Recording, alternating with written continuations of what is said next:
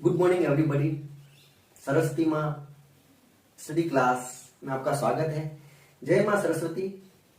हमने अपनी पिछली क्लास में अंग्रेजी सीखने के बारे में पढ़ा था, कैसे पढ़े, क्या जरूरी है, वो सारी बातें पढ़ी थी।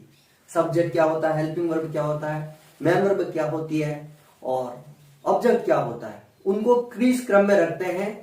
तो जिन्होंने मेरी पहली क्लास को अटेंड नहीं किया, कृपया करके वो जरूर अटेंड करें ताकि अपन आगे की क्लास अच्छी तरह से समझ पाए। अगर अपने को हिंदी से इंग्लिश बनाना है और इंग्लिश से हिंदी को बनाना या समझना है तो उसके लिए अपने को जरूरी है कि टेंसों का महत्वपूर्ण नॉलेज होना जरूरी है। उस वे से गुजरना होगा तभी हम आगे समझ पाएंगे। और टेंसों को पढ़ाने से पहले मैं पार्ट ऑफ स्पीच के चैप्टर को मैं एक संक्षिप्त रूप में, ब्रीफ रूप में आपको क्लियर करूंगा ताकि बीच में कई नाउन, प्रोनाउन, एडजेक्टिव आएंगे तब अपन अच्छे से समझ पाएंगे क्या होता है ये। नहीं तो उस समय अपन समझ नहीं पाते हैं। जब मैं नाउन का नाम लूंगा या प्रोनाउन कहूंगा तो वो समझ में नहीं आएंगे। इसलिए अपने को चाहिए पार्ट ऑफ स्पीच, उसके बाद मैं टेंस स्टार्ट करूंगा अच्छे से। और अच्छे से टेंस पढ़ेंगे उससे आप हिंदी से इंग्लिश बनाना, इंग्लिश से हिंदी बनाना जो सीख जाओगे। तो सबसे पहले मैं आपको बताता हूं पार्ट ऑफ स्पीच क्या होते हैं, कितने होते हैं, यानी शब्द के भेद कितने होते हैं। जब अपन वाक्य पढ़ेंगे, वाक्य बनाएंगे तो उसमें इन सारी चीजों का प्रयोग होगा, इसलिए इनका नॉलेज होना जरूरी है। पार्ट ऑफ स्पीच 8 होते हैं, वाक्य के भेद 8 होते हैं। जैसे हिंदी में होते हैं वैसे इंग्लिश में होते हैं, कोई अलग चीज नहीं है। मैं हर चीज हिंदी से कोरिलेटेड करते हुए पढ़ाऊंगा ताकि हिंदी माध्यम के बच्चे अच्छी तरह से समझ सके। पहला होता है नाउन, उसको हिंदी में बोलते हैं संज्ञा, जो अपन बचपन से पढ़ते आ रहे हैं। दूसरा होता है प्रोनाउन, उसको हिंदी में बोलते हैं सर्वनाम। तीसरा होता है एडजेक्टिव, उसको हिंदी में बोलते हैं विशेषण। और चौथा होता है वर्ब, उसको बोलते हैं क्रिया। फिर पांचवा होता है एडवर्ब, उसको बोलते हैं क्रिया विशेषण। छठा होता है प्रीपोजिशन, उसको बोलते हैं संबंधवाचक अव्यय। सातवां होता है कंजंक्शन, ये होता है समुच्चय बोधक अव्यय। आठवां होता है इंटरजेक्शन, विस्मयादि बोधक अव्यय। ये सारी की सारी चीजें हिंदी में भी होती है और इंग्लिश में भी होती है। अब इनके बारे में थोड़ा थोड़ा नॉलेज, ज्यादा नहीं, बड़ा करेंगे तो एक दिन का भी ये चक्कर नहीं होगा। अपन इन सारे टॉपिक को अभी की क्लास में देख लेते हैं ताकि हम आगे अच्छे से पढ़ पाएंगे। तो अपन सबसे पहले संज्ञा के बारे में पढ़ते हैं।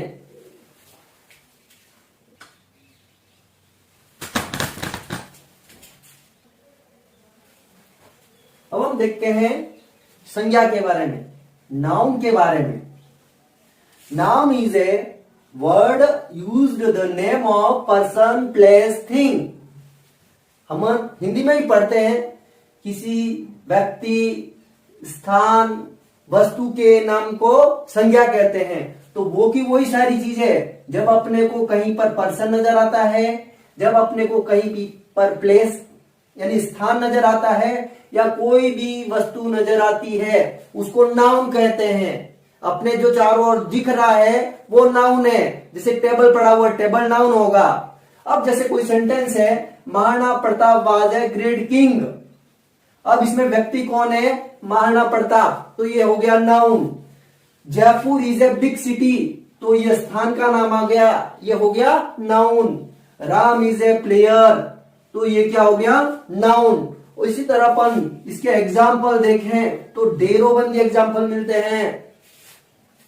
मैंने टेबल ले लिया, या फिर मैं कहूं पेन, दिस इज पेन, तो ये वस्तु हो गई, ये भी नाउन है। किसी सिटी का नाम आ गया, उदयपुर।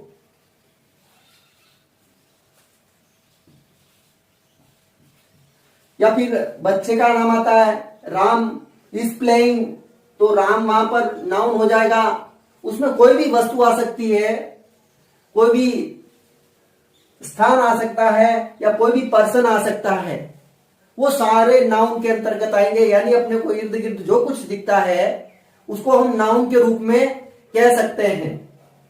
तो इस तरह नाउन को अपन समझ सकते हैं। अब आगे अपन समझते हैं प्रोनाउन क्या होता है। अब हम देखते हैं, पहले देखा अपन ने नाउन के बारे में। अब देखते हैं हम प्रोनाउन क्या होता है, उसको भी हम हिंदी से कोरिलेटेड करते हुए देखेंगे। अब pronoun is a word used instead of a noun। संज्ञा के स्थान पर प्रयुक्त होने वाले शब्दों को सर्वनाम कहते हैं। ऐसा शब्द जो कि संज्ञा के स्थान पर प्रयुक्त होता है, जो वर्ड अपन संज्ञा के स्थान पर प्रयुक्त करते हैं और उस प्रयुक्त स्थान पर अपन दूसरा शब्द इस्तेमाल करते हैं, उसको अपन कहेंगे सर्वनाम हिंदी में, और इंग्लिश में कहेंगे प्रोनाउन। जैसे कि मैंने बोला राम जा रहा है, वह दौड़ रहा है। राम जा रहा है और इसके पीछे जोड़ दिया वह दौड़ रहा है, तो वह का जो इस्तेमाल हुआ है वह प्रोनाउन है। हम सब बैठे हैं, राम श्याम रमेश नरेश। मैंने बोला राम श्याम नरेश बैठे हैं, और इसको मैंने बोला हम सभी बैठे हैं, तो जो हम शब्द हुआ वो हम सब के लिए है, वो प्रोनाउन होगा। जैसे 3 बच्चे खेल रहे हैं, राम श्याम मोहन खेल रहे हैं, इसकी जगह मैंने इस्तेमाल किया वे खेल रहे हैं, तो वे किसके लिए आया? राम मोहन श्याम के लिए आया। तो जो दे शब्द है वो अपना प्रोनाउन हो जाएगा। किसी ने कहा वह दिल्ली में रहता है, यह बड़ी सिटी है। राम दिल्ली में रहता है, यह बड़ी सिटी है। तो जो यह शब्द आया वो दिल्ली के लिए आया है, वो प्रोनाउन होगा। तो कुल मिलाकर जो शब्द नाउन के स्थान पर प्रयुक्त हुए हैं, तो उनके बदले अपन जो नया शब्द प्रयुक्त करते हैं वो अपना प्रोनाउन हो जाएगा। तो यहां मैंने इंग्लिश में भी लिखकर समझाया है, हिंदी में भी लिखकर समझाया है। क्लास में देखा Ram is absent, he is ill, तो जो ही शब्द आया है वो राम की जगह इस्तेमाल करते हैं। जैसे कोई कहानी है, there was a dog, he was dog was running, dog was eating, तो बार बार उस शब्द का प्रयोग करने से भाषा की रोचकता खत्म हो जाती है। यहां अपन राम का भी प्रयोग कर सकते थे, लेकिन भाषा को अट्रैक्टिव बनाने के लिए अपन ने राम के बदले ही का प्रयोग कर दिया, तो ये जो ही आया वो अपना प्रोनाउन है राम की जगह। अब देयर वाज ए डॉग, वहां पर एक कुत्ता था। इट वाज बार्किंग, वह भौंक रहा था। अब मैं यहां यह भी लिख सकता था डॉग वाज बार्किंग, लेकिन बार बार डॉग का प्रयोग नहीं करते हैं। भाषा को अट्रैक्टिव बनाने के लिए मैंने यहां पर इट का प्रयोग किया। तो इट का प्रयोग किसके लिए किया गया है? डॉग के लिए। तो डॉग की जगह ये जो इट आया है वो प्रोनाउन है। राम लिव्स इन जयपुर, राम जयपुर में रहता है। इट इज बिग सिटी, यह बड़ी सिटी है। तो जो इट का इस्तेमाल हुआ है ये जयपुर के लिए हुआ है, तो जो इट है वो अपना प्रोनाउन हो जाएगा। सीता इज गोइंग, सीता जा रही है। सी इज ए स्टूडेंट, तो कौन? सी कौन है? सीता। तो सीता की जगह अपन ने सी का इस्तेमाल किया है, तो ये क्या हो जाएगा? प्रोनाउन। इसी तरह अपन इंग्लिश लैंग्वेज में जो नाउन के जगह प्रोनाउन के शब्द यूज किए जाते हैं वो अपने प्रोनाउन कहलाते हैं। जैसे उसमें आई भी हो सकता है, वी भी हो सकता है, you, they, he, she, it, name. It name नहीं आएगा। इसके अलावा बहुत सारे शब्द ऐसे होते हैं उनको अपन प्रोनाउन कह सकते हैं। तो इसके बारे में अपने को संक्षिप्त ये जानकारी होनी चाहिए, जो नाउन के बाद जगह जो शब्द अपन यूज करते हैं उसको प्रोनाउन कहा जाता है। अब अपन आगे देखते हैं एडजेक्टिव क्या होता है। तो मैं समझ सकता हूं आप नाउन क्या होता है, प्रोनाउन क्या होता है, ये अच्छी तरह से समझ चुके हैं। अब अपन देखते हैं आगे एडजेक्टिव क्या होता है। अब हम देखते हैं एडजेक्टिव। यानी विशेषण, जो कि हिंदी में विशेषण होता है। An adjective is a word used to add something to meaning of noun pronoun.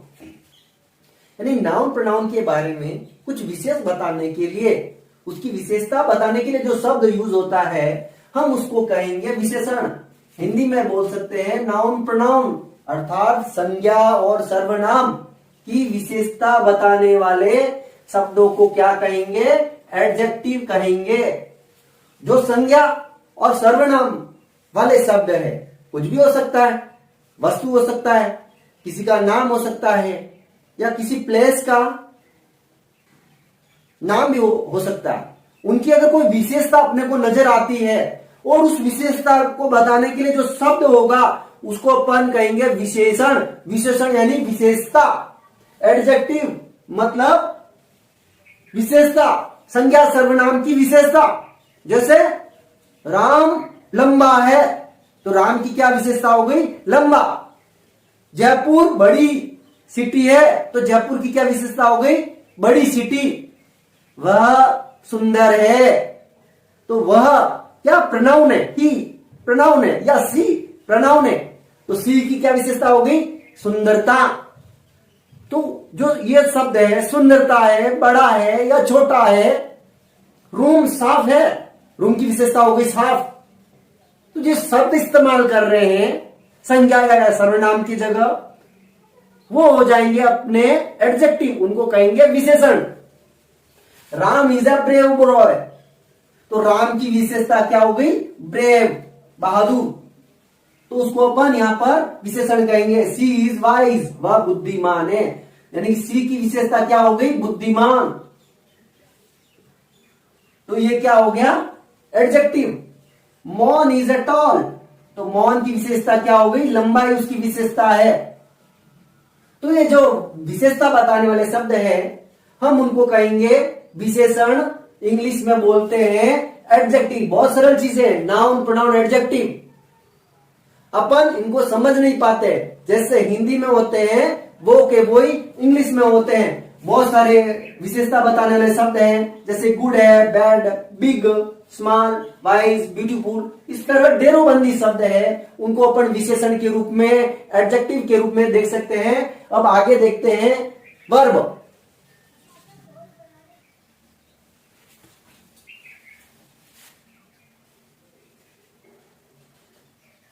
Verb क्रिया, इंग्लिश में बोलते हैं वर्ब, हिंदी में बोलते हैं क्रिया। इसके बारे में अपन पूर्व क्लास में अच्छी तरह से पढ़ चुके हैं। वाक्य का मुख्य कार्य क्या है? वाक्य के मुख्य कार्य को बताने वाला जो शब्द अपन प्रयुक्त करते हैं, जैसे मैं ये पेन उछाल रहा हूं, तो इसमें काम क्या हो रहा है? उछालना। तो उछालने के लिए कौन सा शब्द यूज करेंगे? स्प्रिंग। मैं बोल रहा हूं, तो बोलना मुख्य काम हो गया, और बोलने के लिए कौन सा शब्द यूज करूंगा? स्पीक। मैं कूद रहा हूं, और कूदने के लिए कौन सा शब्द यूज करूंगा? जंप। तो जंप हो जाएगा यहां पर क्रिया। वर्ब, ढेरोबंदी अपन वर्ब अपन इंग्लिश में देख सकते हैं, और जिसकी जितनी ज्यादा वर्ब मजबूत होगी उसकी इंग्लिश उतनी ही मजबूत होगी। राम इज प्लेइंग, तो खेलने का काम प्ले द्वारा शो हो रहा है। आई हैव प्लेड, मैं खेल चुका हूं, यहां पर भी प्ले के द्वारा शो हो रहा है। सी हैज गॉन, जाने का काम गो के द्वारा शो हो रहा है। बोलने के द्वारा का काम स्पीक के द्वारा बताया जा रहा है। तो इनको अपन वर्ब कह सकते हैं। बहुत सारी वर्ब है, असंख्य। गो, प्ले, डांस, राइट, सी, लुक। अगर यूं लिखने बैठूंगा कभी खत्म नहीं होगी। जिससे अपना काम होता है, ये अपने अंदर अवधारणा होनी चाहिए। क्रिया, जब अपन काम करते हैं, बाकी का जो काम हो रहा है उसको बताने के लिए जो शब्द होता है उसको अपन बोलेंगे वर्ब, और हिंदी में बोलेंगे क्रिया। अब अपन आगे पांचवा देखते हैं, adverb.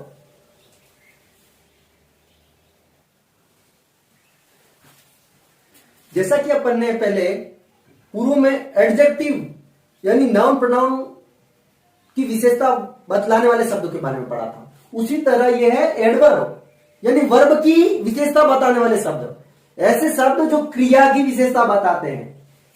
N adverb is a word used to add something to the meaning of a verb. क्रिया की विशेषता बताने वाले शब्द, क्रिया कार्य किस तरह हो रहा है, कार्य में क्या स्पेसिफिक है, उसकी क्या विशेषता है, कार्य करने के लिए जो वर्ड यूज किया जा रहा है, जो शब्द इस्तेमाल करते हैं, उसकी क्या विशेषता है। जैसे कोई तेज दौड़ रहा है, दौड़ने की विशेषता तेज हो गई। कोई धीरे दौड़ रहा है तो धीरे दौड़ने की विशेषता हो गई। कोई अच्छे से पढ़ रहा है, जैसे ही इज रीडिंग क्लियरली, ये क्लियरली क्या है, रीड करने की विशेषता है, पढ़ने की विशेषता है। तो ये जो शब्द इस्तेमाल हो रहा है वो इस रीड की विशेषता है, इस क्रिया की विशेषता है। तो ये अपना हो जाएगा adverb. She worked the sum quickly, यानी उन्होंने जो काम किया क्विकली, दौड़ता। तो इस वर्क की विशेषता क्या हो गई, क्विकली, तेज। राम रन्स फास्ट, राम तेज दौड़ता है। तेज राम की विशेषता नहीं, उसकी दौड़ने की विशेषता है। जो इसकी विशेषता होती है उसको अपन एडजेक्टिव कहेंगे, लेकिन जो वर्ब आ रही है उसकी जो विशेषता होगी उसको अपन क्या कहेंगे, एडजेक्टिव। जैसे सीता वॉक्स, यहां पर वॉक्स है, सीता वॉक्स स्लो। तो ये स्लो इस चलने की विशेषता है, न कि सीता की जो चलने की विशेषता है वो स्लो है। तो ये स्लो क्या हो जाएगा अपना, एडजेक्टिव। तो इस तरह अपन noun, pronoun, adjective, verb, adverb, ये मुख्य रूप से 5 चीजें अपने को ध्यान रखनी है। बाकी जो 3 है वो बहुत इजी है, उनको भी मैं बता देता हूं आपको। नेक्स्ट अपन आगे देखते हैं। अब हम देखते हैं प्रीपोजिशन के बारे में, जो कि एक संबंधवाचक शब्द है, संबंध स्थापित करता है, ऐसा अव्यय है जो संबंध बताता है। She has been working since morning. The pen is on the table. Pen कहां पर है, टेबल पर है। काम सुबह से हो रहा है, एक संबंध स्थापित हो रहा है। There is a cow in the garden. एक संबंध स्थापित हो रहा है इन दोनों का। The girl is fond of music. Music की शौकीन है।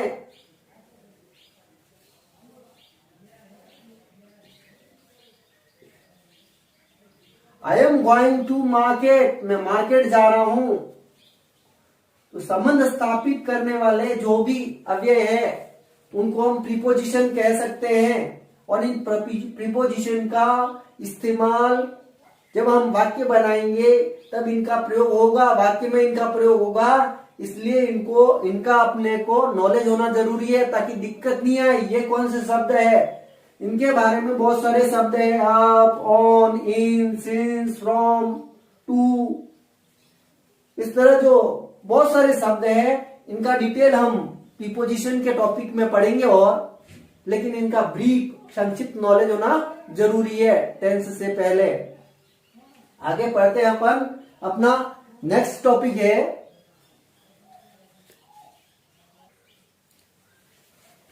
हमारा कंजक्शन यानी समुच्चय बोधक अव्यय। इससे पहला था अपना प्रीपोजिशन, अब है समुच्चय बोधक अव्यय। दो वर्डों, शब्दों या सेंटेंस को जोड़ने के लिए जो शब्द आ रहा है, A conjunction is a word used to join words और सेंटेंस। दो शब्दों या सेंटेंसेस को जोड़ने के लिए जो शब्द प्रयुक्त होता है बीच में, दो या अधिक भी हो सकते हैं उसमें, यानी कुल मिलाकर अपने वर्ड्स और सेंटेंस को जोड़ने के लिए जो समुच्चय बोधक अव्यय इस्तेमाल करते हैं उसको अपन क्या कहेंगे? कंजक्शन। राम एंड हरि, तो ये जो राम एंड हरि को जोड़ने के लिए एंड आया है वो हमारा कंजक्शन हो जाएगा। 2 and 2 मेक 4, 2 और 2 4 होते हैं, तो 2 और 2 को जोड़ने के लिए जो एंड का इस्तेमाल हुआ है वो हमारा कंजक्शन हो जाएगा। आई रन फास्ट, मैं तेज दौड़ा, बट मिस्ड द ट्रेन, तो मिस किया ट्रेन को, तेज दौड़ा है। यहां पर 2 सेंटेंस को जोड़ने के लिए बट का इस्तेमाल हुआ है, तो ये यहां पर हो जाएगा कंजक्शन। इस तरह बहुत सारे ढेरोबंदी कंजक्शन है जिनको अपन कंजक्शन के टॉपिक में और अच्छे से पढ़ेंगे। बिकॉज, सो फार, सो, और, दैट, एंड, बट, इस तरह बहुत सारे अनगिनत कंजक्शन है। अब आगे अपन देखते हैं लास्ट और अंतिम।